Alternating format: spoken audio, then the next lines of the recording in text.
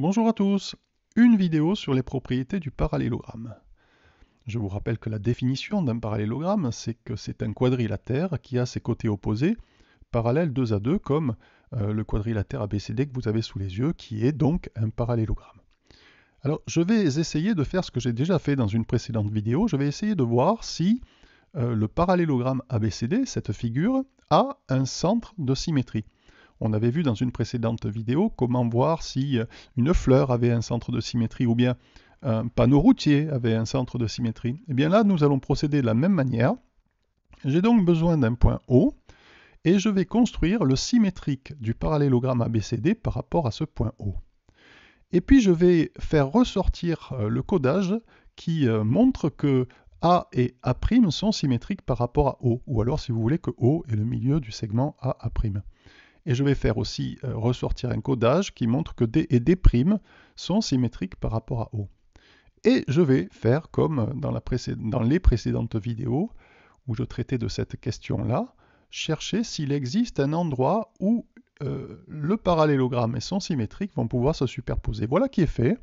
Donc comme le parallélogramme et son symétrique se superposent, eh bien forcément le parallélogramme ABCD avait un centre de symétrie, ce qui nous donne une propriété fondamentale que vous avez sous les yeux maintenant.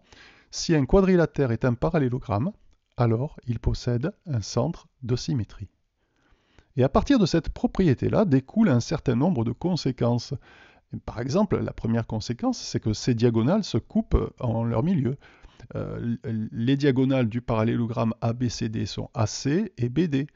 Eh bien, forcément, puisque C et A sont symétriques par rapport à O, B et D sont symétriques par rapport à O, eh bien, ces diagonales-là se coupent en leur milieu. De la même manière, je sais qu'un segment et son symétrique sont de même longueur. Nous avons vu ça précédemment. Par conséquent, puisque AD et BC sont symétriques, la longueur du segment AD et la longueur du segment BC sont égales. Idem pour la longueur du segment AB et la longueur du segment DC. Les côtés opposés sont de même longueur. On savait déjà que ces côtés étaient parallèles, on sait maintenant aussi qu'ils sont de même longueur. Et ensuite, les angles opposés, eh bien, vous savez que lorsque deux angles sont symétriques par rapport à un point O, ils ont même mesure. Eh bien, l'angle ABC et l'angle ADC sont symétriques par conséquent, ils ont même mesure. L'angle BAD et l'angle BCD sont symétriques, par conséquent, ils ont même mesure. Les angles opposés sont de même mesure. Voilà pour quelques propriétés du parallélogramme.